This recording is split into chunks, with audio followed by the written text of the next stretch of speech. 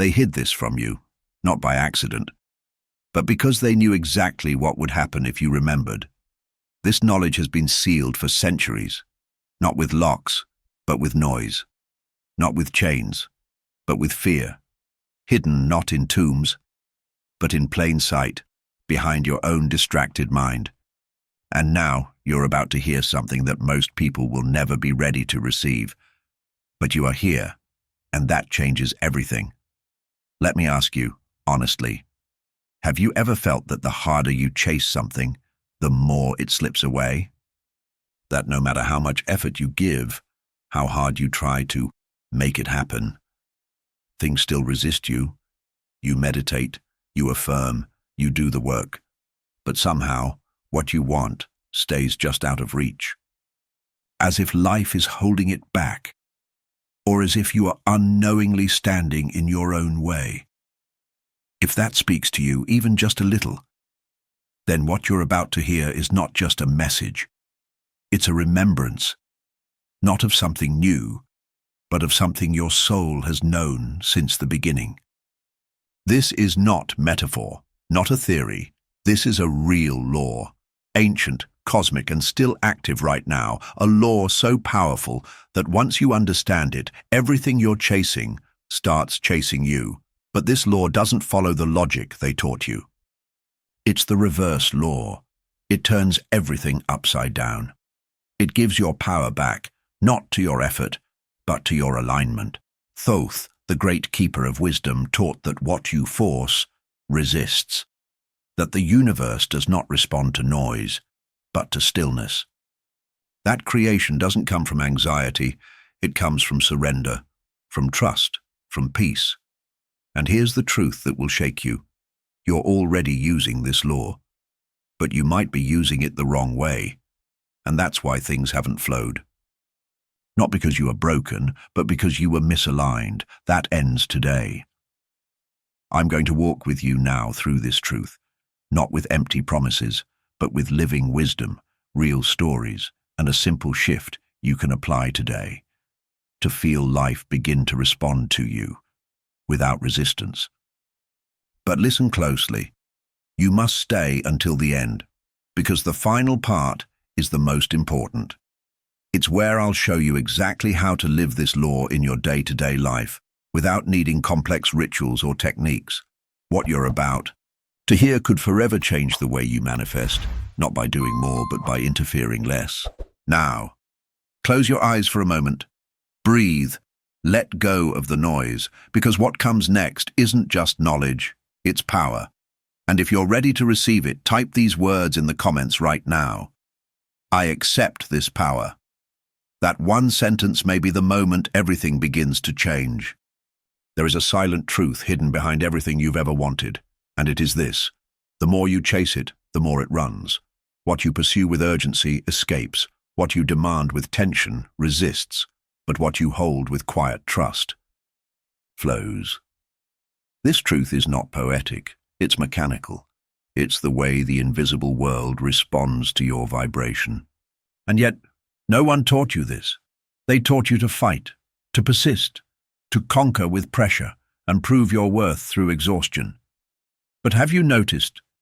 Some things only happen when you stop trying, like the job offer that comes only after you gave up looking, or the person who calls you the moment you finally move on. It feels like coincidence, but it's not. It's the law in motion.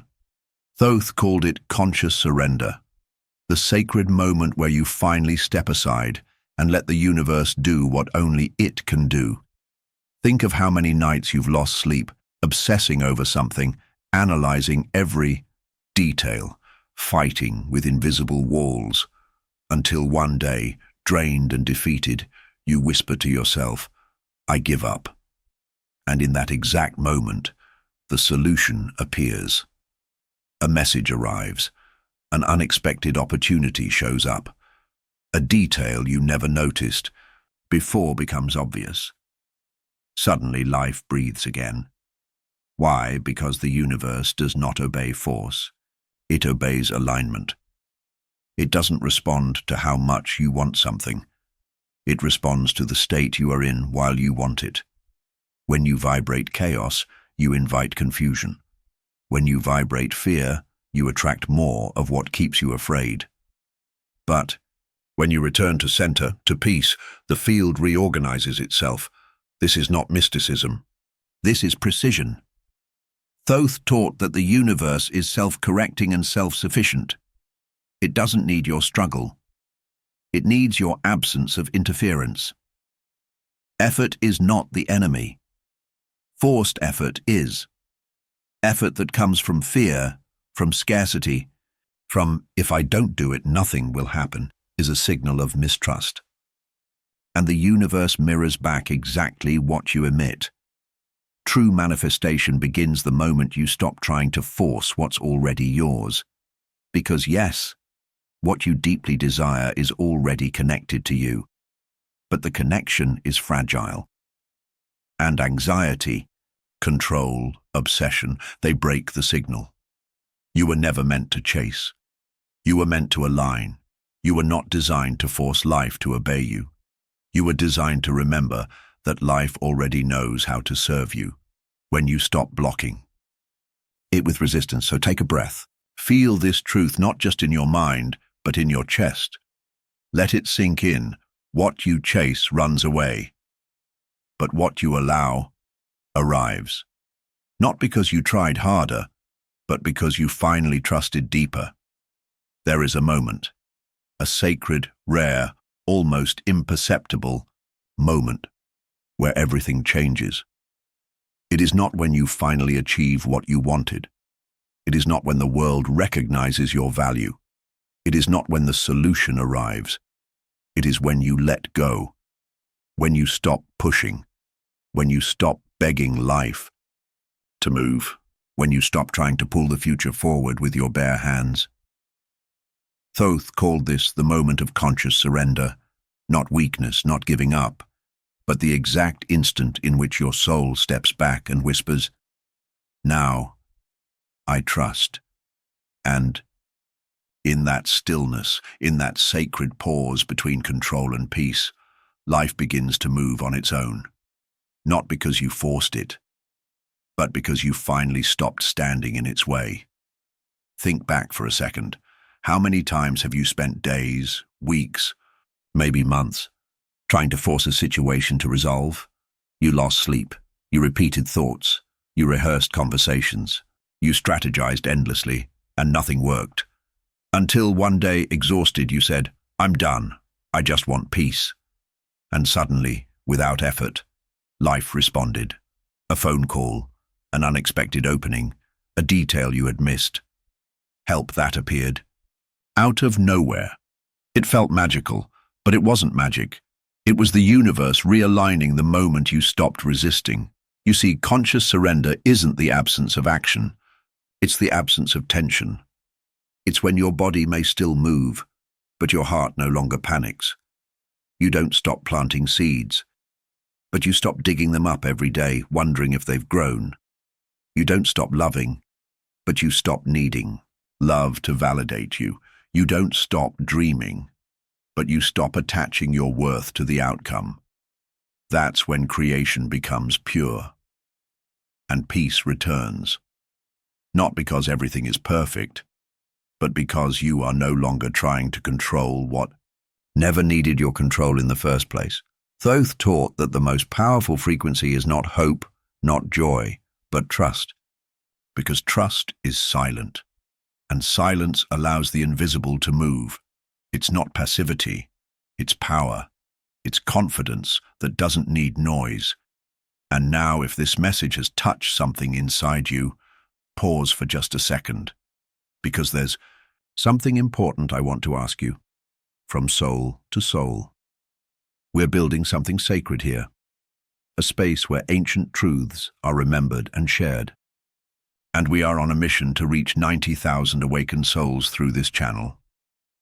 If you feel called to be part of this journey, if you want to keep walking deeper into these hidden truths with us, then take a breath and subscribe now.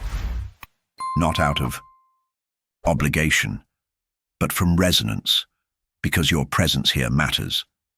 And together, we are opening a path that was never meant to be walked alone. Now let's keep going, because what comes next will show you why the universe doesn't respond to your effort, but to your energy. There is a law, ancient, silent, unseen by most yet always at work. A law that does not bend to human logic. A law that does not obey what you were taught in school, in society, or even in spiritual books that focus only on surface-level desire. It's called the reverse law, and as its name suggests, it turns everything upside down. You were told to hold on tightly to what you want, to chase, to fight, to never let go, or you might lose everything. But Thoth taught the opposite. The tighter you hold, the more life slips through your fingers. The more you grasp, the more you push it away. Letting go is not abandonment. Letting go is creation. Because the universe doesn't respond to the noise of effort, it responds to the clarity of vibration. And when you try to control the process, you cloud the signal. You block the flow. Imagine this for a moment. You plant a seed in the earth. Do you dig it up every morning to check if it's growing? Of course not. Because you trust the laws of nature, you understand that your job was to plant. The earth, the sun, the timing, that's not yours to manage, and yet, in your own life, you plant a desire and then obsess over it. You question it, you doubt it, you fear it won't bloom fast enough, or worse, that it won't bloom at all. So you overthink, you force, you pray with anxiety instead of peace, and the soil becomes unstable. The reverse law says, creation does not respond to force. It responds to space. And space is only created when you surrender, when you stop trying to manifest from the frequency of lack, when you stop begging life to prove your worth, when you stop vibrating, I need this, and begin to embody, I already am this. You see, the moment you let go, you create a vacuum inside you, an open field without fear, without tension, without the need to control, and that vacuum is exactly what the universe fills. Because the natural tendency of the cosmos is to complete what is open, but only when the space is pure, when it is not tainted with desperation, when it is not filled with mental noise. That's why letting go is not weakness. It is power, because it takes courage to trust what you cannot. Yet see, it takes strength to release what you want most, and still feel whole. This law does not reward struggle, it rewards alignment. It doesn't answer effort, it answers vibration. And that is why so many people never see their dreams come to life, because they are trying to manifest from a place of resistance, from fear, from the illusion of control. But once you shift your energy, once you release the grip and breathe into stillness, the universe begins to deliver, not because you demanded it, but because you made room for it. This is the reverse law. And once you begin to live by it, you will no longer ask, why isn't this happening yet? Instead, you'll begin to say, I know it's already on its way, because you are no longer pushing, you are receiving. They taught you that stillness is laziness, that doing nothing is failure, that action is the only path to progress. But Thoth taught something radically different. He spoke of a mystery few understand, even among the so-called wise, the mystery of non-action, not as weakness, not as avoidance, but as the highest form of alignment. Because sometimes what looks like doing nothing on the outside is the most powerful thing you can do on the inside. Let's be clear. Non-action does not mean inaction. It does not mean waiting in fear or hoping passively. It means acting only from inner stillness, never from panic, pressure, or desperation. T means moving when you are guided, not when you are anxious. It means creating when you are clear, not when you are afraid. The truth is, most people act from noise. They run because they're scared of standing still. They build because they're terrified of silence. They talk because silence would force them to listen to themselves. But creation does not come from noise, it comes from resonance. It's like a candle lit in total darkness. It doesn't fight the dark, it simply shines. It doesn't need to push the light outward. Its very presence is enough. That is non-action. It is pure presence, the kind of presence that makes things move around you without you having to force them. And yet this is the hardest thing for the modern mind to accept, because your mind was trained to believe that only action creates results, that you must chase, fix, hustle, and control. But Thoth warned, the one who forces the flow becomes the block. The more you interfere, the more you delay.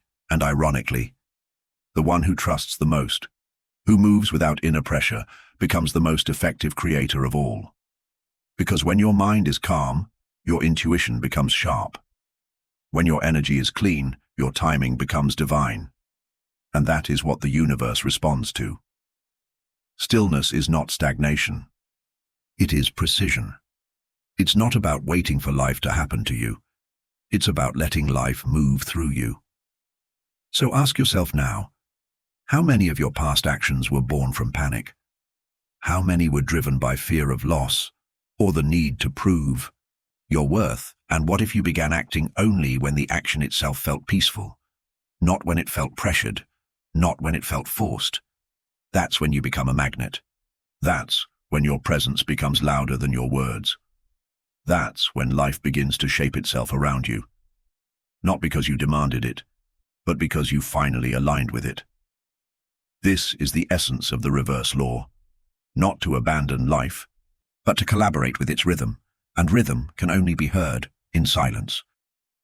Here is the greatest illusion of modern spirituality, that your words create your reality, that if you repeat something enough it will become true, that if you declare, affirm, or visualize hard enough, the universe will obey. But Thoth taught something far more precise and far more confronting. It's not what you say that shapes your world. It's what you silently believe, what you feel as true in the quiet corners of your being, when no one is watching, when the noise stops, when only your frequency remains. You can speak about abundance, but if you vibrate fear, you will attract more lack. You can affirm love, but if you feel unworthy, you will repel connection. You can visualize success, but if you carry shame, your results will mirror the shame, not the vision. This is the truth that most people avoid. Your subconscious is the true builder of your reality, not because it is magical, but because it is obedient. It listens to everything you feel. It responds to everything you believe, not intellectually, but emotionally, and it cannot be fooled. You can trick your conscious mind. You can fake a smile, repeat affirmations, imagine a perfect future. But your subconscious will always act on what is real beneath the surface. It is the invisible bridge between what you feel and what becomes. Think of your subconscious like a fertile field. Every emotion you plant becomes a seed, and the universe waters it, whether you like it or not. If you plant from fear, you grow more fear. If you plant from certainty, you grow stability. If you plant from anxiety, you grow more uncertainty. But if you plant from inner peace, life starts to echo that peace back to you, effortlessly. The problem is, most people plant one thing and expect to harvest another. They say they want joy, but live in guilt. They ask for connection, but vibrate isolation. They pray for miracles, but expect disappointment. And the subconscious, loyal and exact, delivers what you really hold, not what you perform. That's why the key is not louder words. It's quieter alignment. Thoth said, the subconscious does not speak in language, it speaks in vibration. It does not listen to your lips. It listens to the pulse of your inner state. And the moment your internal world shifts, the external begins to mirror it. But here lies a sacred paradox. The subconscious is most open when you are most quiet, not when you're trying, not when you're pushing, but when you're still, when you've stopped fighting your emotions and begun listening to what they are actually telling you. So here is the truth you must carry forward. Your life is not responding to what you want. It is responding to what you believe is already true. And if you can begin to feel differently, even before your outer world gives you proof, you'll begin to plant a different future, one that grows from alignment, not effort. And yes, this takes honesty, this takes courage, to look within and ask, what am I really vibrating when no one is watching? Because the moment you know that, you hold the key to everything. There's a moment, subtle, strange, and sacred, where the impossible begins to unfold. But it doesn't happen when you push harder. It doesn't arrive when you demand more. It begins the moment you release and realize that you're already whole. This is the sacred paradox, a truth so strange that the rational mind can't comprehend it, yet the soul immediately recognizes it, because it's always been there, working quietly behind the scenes. Thoth taught that the moment you no longer need something to be happy is the moment it starts moving toward you. Not because you stopped wanting it, but because you stopped vibrating lack. You see, when you desire something with desperation, you're not actually broadcasting the desire. You're broadcasting the absence of it, and the subconscious, ever loyal, organizes your reality to match that frequency. But when you let go, not with resignation, but with peace, you shift into a different field, a vibration where you're no longer needing. You are simply ready. This is when miracles happen, that message you were waiting for. That opportunity that felt blocked. That person you stopped obsessing over, they return, not because you chased, but because you finally stopped pushing them away. And again, this is not magic. This is law. The universe is not punishing you by delaying your desires. It's waiting for your vibration to stop resisting them. Because while you're holding on with fear, you're saying, I don't believe this can happen unless I fight for it. And that doubt is louder than your dream. But when you say, I trust, I let go, I know who I am even without this, you become a magnet for everything that matches your peace. And that peace, that's what makes room for the impossible. This is why so many breakthroughs happen after the breakdown, after the release. After you stop begging life to validate your value. Let's be clear.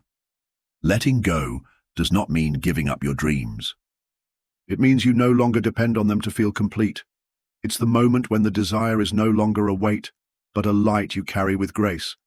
Imagine someone who spent years chasing recognition, trying to prove themselves, always asking, am I good enough now? And nothing came. But one day, they stop seeking validation. They begin living with authenticity. And suddenly, recognition flows in from every direction. Why? Because they finally vibrated wholeness, and the world responded. Or someone who wanted love so deeply, but carried fear and emptiness like armor. And then one day, they stop searching. They fall in love with their own silence. And love finds them. This is the sacred paradox. When you no longer need, life begins to give. Not as a reward, but as a natural response to your inner shift. So breathe with this truth, feel it, don't analyze it. Because once this becomes your way of being, you'll no longer chase anything, and yet, everything will begin to arrive. There is a moment in the creation process that most people overlook. A moment so subtle, so sacred, that if it is not honored, the entire process of manifestation begins on unstable ground. It is the moment of the seed. Before you release. Before you trust. Before the universe begins to respond, there is the planting. And what most people don't realize is this. The emotion you carry at the moment of planting becomes the code inside the seed. This is not metaphor. This is energetic mechanics. If you plant a desire while vibrating anxiety, the seed absorbs anxiety. If you plant with fear, the seed remembers fear. And what grows from that soil will echo the same frequency, even if the result arrives, because the vibration behind the desire always shapes the form it takes. That's why Thoth taught that creation is sacred. It's not just about asking the universe for something. It's about the quality of your internal state at the very moment you plant that intention into the field. He spoke of silence, of reverence, of emotional purity. He taught that true creation cannot happen in the midst of inner noise, that the soul must be still, the heart clear, and the emotion pure. Not desperate, not needy, not rushed. Because when the seed is planted from wholeness, It doesn't grow out of hunger. It grows out of alignment. So what is a pure emotion? It is a desire not born from emptiness, but from inspiration, not from fear of lack, but from joy in expansion. It's not, I need this to feel complete. It's, this is a natural expression of who I already am. And to reach this place, you must slow down. You must become intimate with your own silence. Thoth often spoke of the ancient rituals of Jehuti, practices done not to impress the universe, but to quiet the human mind so the subconscious could open fully. He taught that the most powerful moment to plant an intention is when the conscious mind is distracted or relaxed, in the early morning, late at night, or in that soft space between sleep and wakefulness.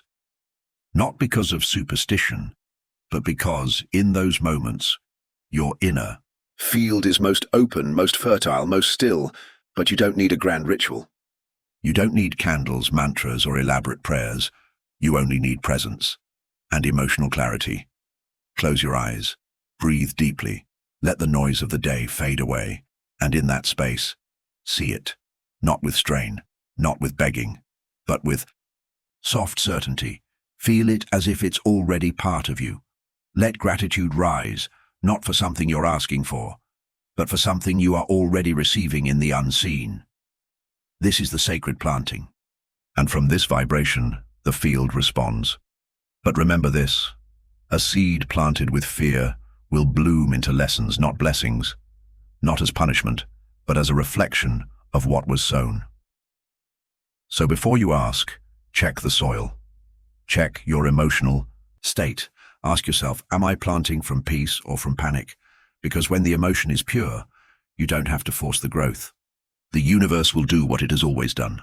Respond to the quality of your inner world. If you've come this far, it means something within you has already begun to awaken. Not because I said something new, but because I reminded you of something ancient. You see, this was never about learning more. It was always about remembering what your soul has always known. That the true power never came from effort, but from alignment. That what is meant for you doesn't require force, only space, only trust. You've walked through laws hidden in silence, truths whispered across millennia, not to impress your mind, but to bring your heart back to stillness. Now you know, what you chase runs. What you release flows. Now you understand. It's not what you ask for that shapes your life.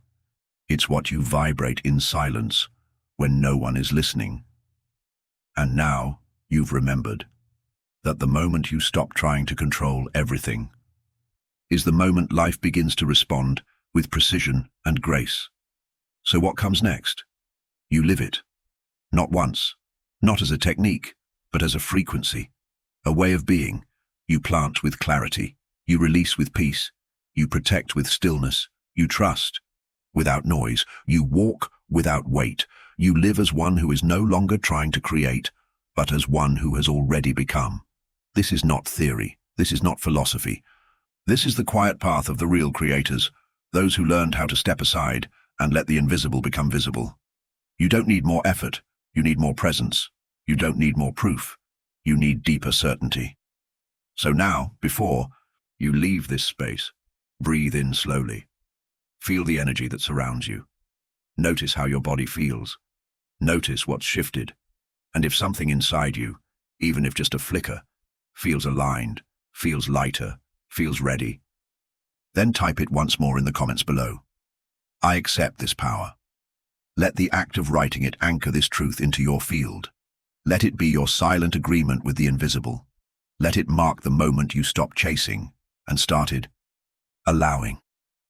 This isn't the end, it's the return to the part of you that always knew you were never here to force life. You were here to remember that life was always ready to flow through you. And now that you've remembered, walk as if it's already done, because in truth it is.